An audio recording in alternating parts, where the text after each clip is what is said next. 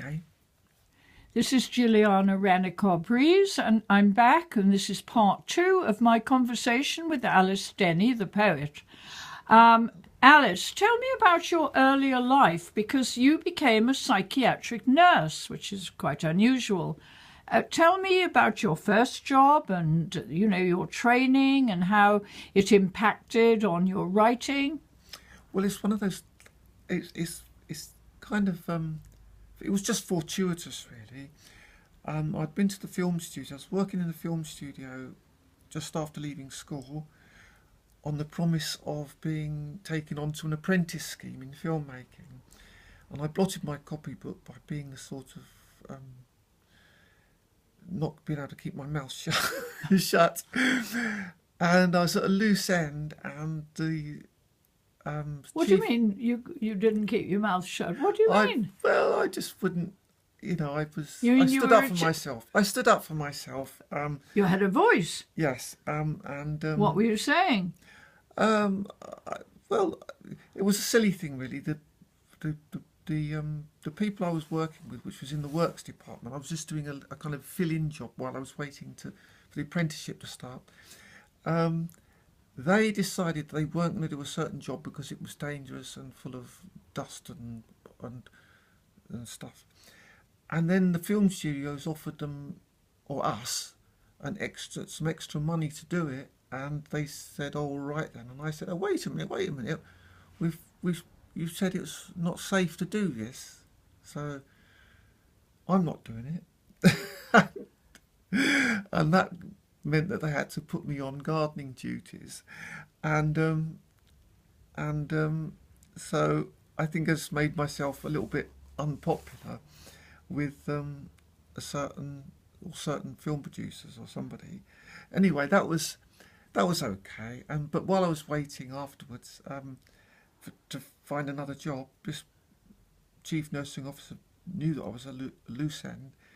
He had met me a couple of times while I was doing a temporary job in the hospital and during school, and thought I'd make a good nurse, so asked my mum to ask me if I would do it, and I said, "All right then, I haven't got a job, I might as well."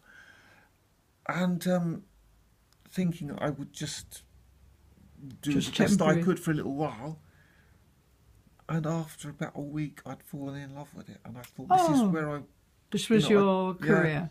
Yeah, and I was determined to go through with the training, even though it was awful. The conditions were typical Victorian asylum.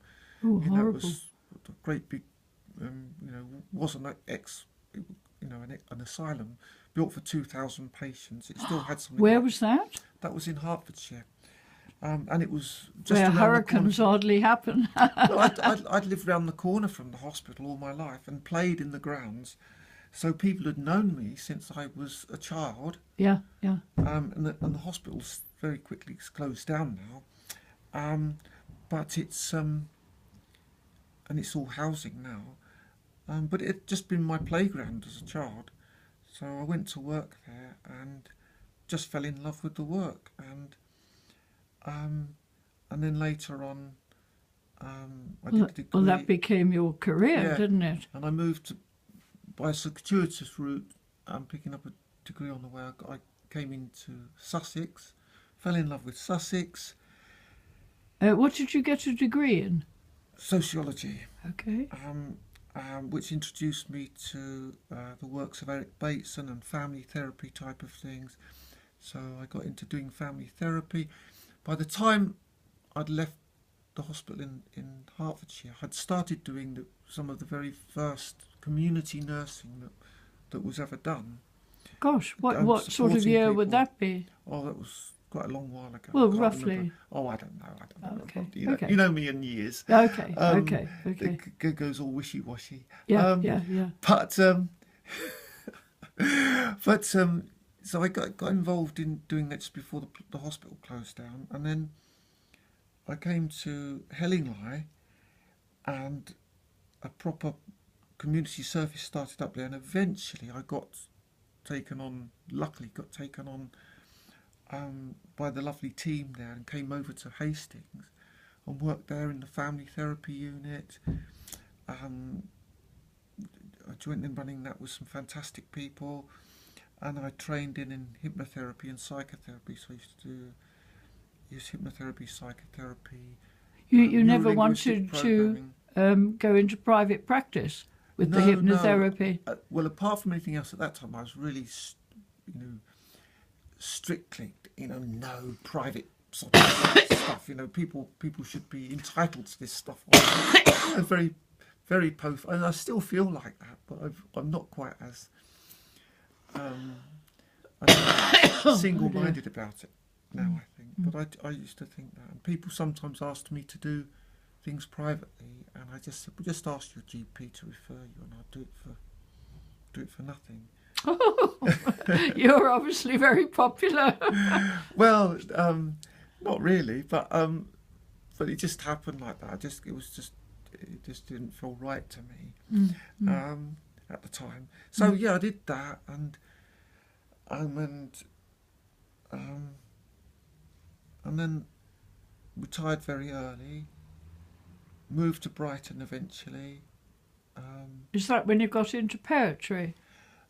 When I moved into Brighton, I got into poetry just before I moved into Brighton, but then dropped it, got back into Brighton, and like I say, Dean Atter and Deanna got me back into doing it. They discovered you, so to speak. And it's just become so important to me. Yeah. When I was a kid, I thought I'd end up writing in some way or other, but I sort of I did lose the track of that, and part of that was being a nurse, which, in the terms of just the work, I loved.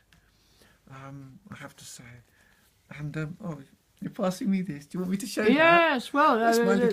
is your new book. Yes. And now, why did you choose that title? No Fear, No Shame. That's quite an unusual title. Well, it's because of... I wrote a poem in which I state my ground of being a transgender woman, that I refuse to feel fear or shame about it. Right. And I was inspired originally by a song by Sparrow in the Workshop, called Father Look, and it talks about someone speaking to their father, saying, look, you taught me, you always said to me, don't be afraid and don't be ashamed to make your own world. And it became a bit of an anthem for me. Well, especially in Brighton, because there are so many individuals in Brighton, and it's so creative. Yes. Creative environment, anything goes. And so when a short documentary was made about me, I wrote to Jill O'Sullivan, who is the writer of the song in Scotland, and said, look, I really like your tune as our background music, but no, there's no money in it as far as I know. And she said, oh great, just do it. I'll sort it out with the publishers. Okay. Which she did, and then she saw the film and saw the use of the music, and loved it. And where can one see the film?